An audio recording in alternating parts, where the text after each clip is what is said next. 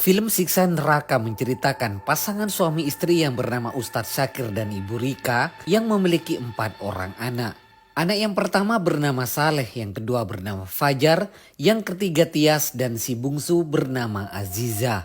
Ustadz Syakir dikenal sebagai Ustadz kondang di kampung mereka. Dia selalu diminta tolong untuk melakukan ruqyah oleh warga sekitar. Sebagai seorang panutan di kampung, Ustadz Syakir selalu mendidik dengan keras keempat anaknya itu di rumahnya. Ustadz Syakir dan Ibu Rika juga selalu mengajarkan kepada mereka untuk takut melakukan dosa. Karena dosa itulah yang akan mengantarkan mereka ke neraka. Di sanalah tempat balasan yang setimpal sesuai dengan perbuatan dan dosa manusia semasa hidupnya. Seiring berjalannya waktu, anak-anak Ustadz Syakir saat ini sudah menginjak remaja. Si anak sulung yang bernama Saleh saat ini tengah kuliah di kota. Dia yang paling membanggakan dan menjadi panutan bagi adik-adiknya. Menurut pengakuannya, di samping kuliah dia juga sebagai asisten dosen di kampus. Saat pulang ke rumah, Saleh sering membawa oleh-oleh buat kedua orang tuanya dan adik-adiknya. Sementara itu Fajar sebagai anak kedua dikenal sebagai remaja yang alim oleh kedua orang tuanya. Dan katanya dia ingin mengikuti jejak sang kakak kuliah di kota. Sementara Tias sebagai anak ketiga terlihat sebagai anak yang jujur, rajin beribadah dan bersemangat dalam belajar. Namun dia memiliki kelemahan dalam mengikuti pelajaran di sekolah. Tias juga dikenal memiliki indera keenam sejak kecil. Sementara si bungsu yang bernama Aziza merupakan anak yang manja dan memiliki hobi menyanyi. Suatu hari Ustadz Syakir tanpa sengaja mengetahui hasil ujian matematika Tias yang jelek membuat dia sangat marah. Aku kan sering dipanggil meruqyah anak orang, masa anak sendiri seperti itu? Dia menghukum Tias dengan memukul jari tangannya dengan menggunakan kayu. Tias menangis menahan sakit atas hukuman ayahnya. Pada malam itu Ustadz Syakir menerima kabar melalui telepon bahwa ada teman kelas Aziza meninggal dunia karena bunuh diri. Ustadz Syakir beserta istrinya pergi melayat sementara anak-anaknya memilih tetap tinggal di rumah. Ustadz Syakir mengingatkan Saleh untuk menjaga adik-adiknya. Aziza menceritakan kepada kakak sulungnya bahwa sebenarnya malam itu dia masuk final lomba menyanyi di desa seberang, namun dia tidak diizinkan oleh ayahnya. Mengetahui adiknya Aziza akan tampil di final lomba menyanyi, Saleh mengajak semua saudara-saudaranya untuk pergi ke desa seberang mengantarkan Aziza. Tias mengingatkan Aziza karena lusa akan ujian, karena jika nilainya jelek akan dihukum oleh ayahnya. Namun Aziza bersikeras bahwa dia ingin ikut lomba menyanyi malam itu dan dia merengek kepada Tias agar ikut mengantarkannya. Tias dengan terpaksa menuruti permintaan adiknya. Namun dia khawatir waktu belum azan Isya dan dia belum menunaikan sholat. Tetapi Saleh mengatakan Tias bisa sholat di masjid kalau sudah sampai di desa seberang. Akhirnya keempat saudara kandung itu pergi meninggalkan rumah tanpa izin dari orang tuanya.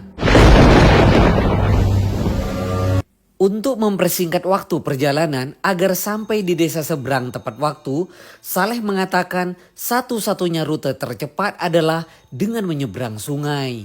Di dalam perjalanan, mereka berpapasan dengan kakek tua yang bernama Pak Harjo yang matanya mengalami katarak. Pak Harjo yang mengenali bahwa keempat anak itu adalah putra Ustadz Syakir, dia memperingatkan mereka untuk tidak menyeberang sungai pada malam itu karena sangat berbahaya. Namun mereka tidak menghiraukan seruan kakek itu. Di tengah guyuran hujan yang deras, Saleh dan adik-adiknya bersikeras melanjutkan perjalanan.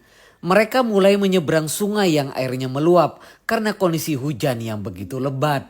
Namun naasnya, keempat kakak beradik itu terjatuh dan terseret arus sungai yang deras dan mereka menghilang.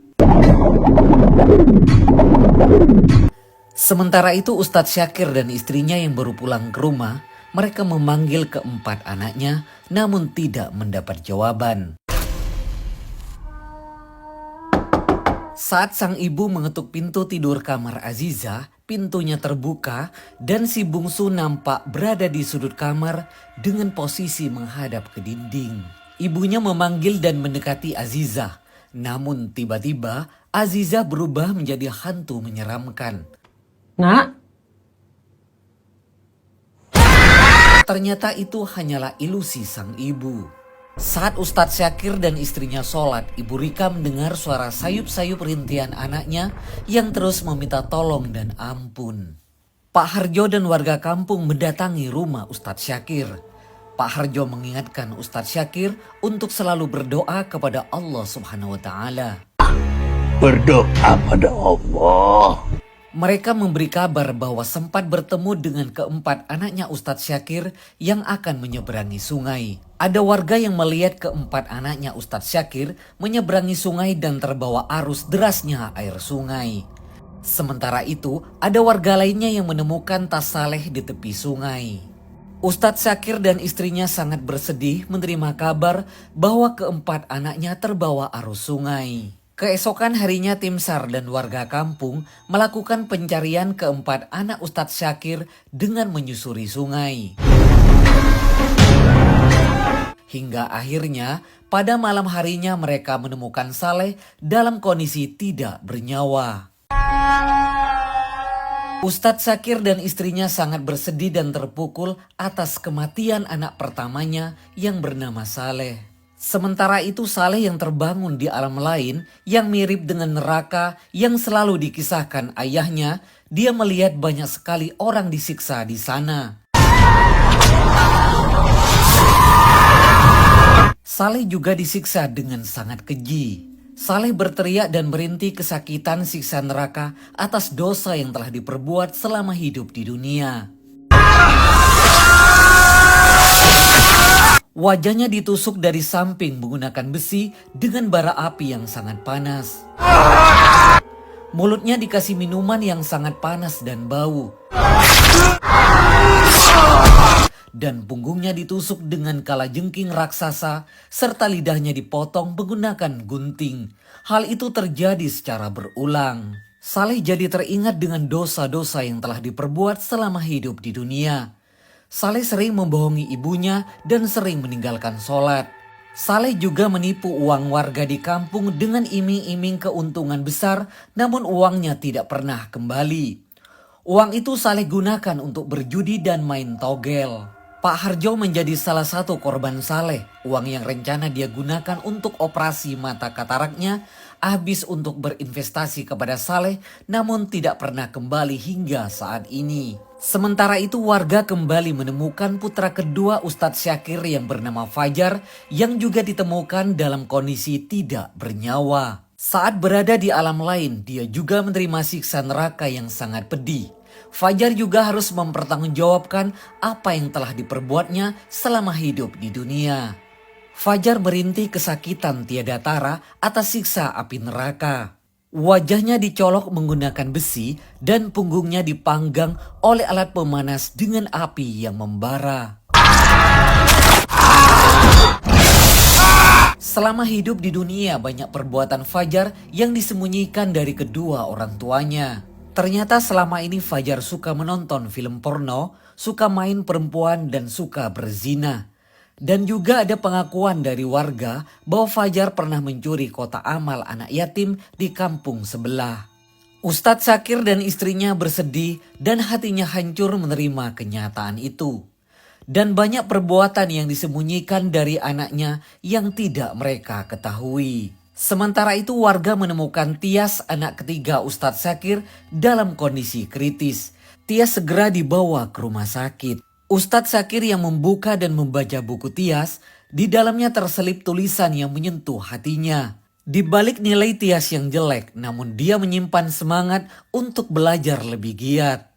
Setelah membaca tulisan Tias, Ustadz Syakir terpukul hatinya dan dia menyesali didikannya selama ini yang begitu keras kepada Tias. Jenazah Saleh dan Fajar dimandikan dan dikafani malam itu. Karena malam itu listrik padam dan ada genangan air menuju pemakaman, jenazah Saleh dan Fajar tidak dapat dikebumikan malam itu.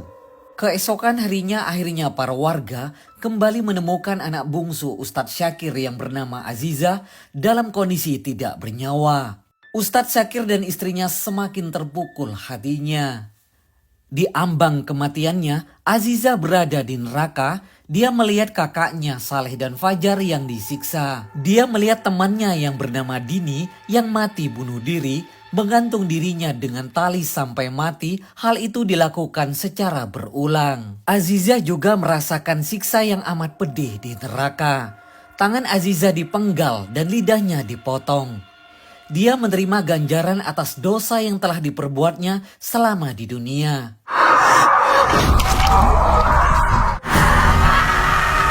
Karena selama di dunia, Aziza ternyata telah memfitnah Dini yang telah mencuri gelang di sekolah, yang membuat Dini dikeluarkan sekolah dan akhirnya dia bunuh diri. Padahal sebenarnya Aziza lah yang telah mencuri gelang itu. Kematian ketiga anaknya dalam kondisi mengenaskan dan tragis membuat luka yang sangat dalam buat Ustadz Syakir dan istrinya. Dia menyesali belum membekali anak-anaknya dengan bekal yang cukup selama hidup di dunia. Asyhadu an la ilaha illallah. Tias dalam kondisi mati suri berada di alam lain. Dia melihat kakak dan adiknya disiksa dengan sangat keji di neraka. Dia sangat bersedih melihat siksaan yang diterima oleh saudara-saudaranya itu. Selama di dunia, Tias dikenal anak yang baik, rajin melakukan sholat, jujur, gemar bersedekah, dan sering memberi makan kepada kucing.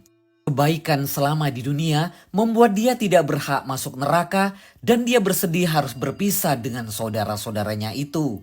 Akhirnya, Tias terbangun dari mati surinya.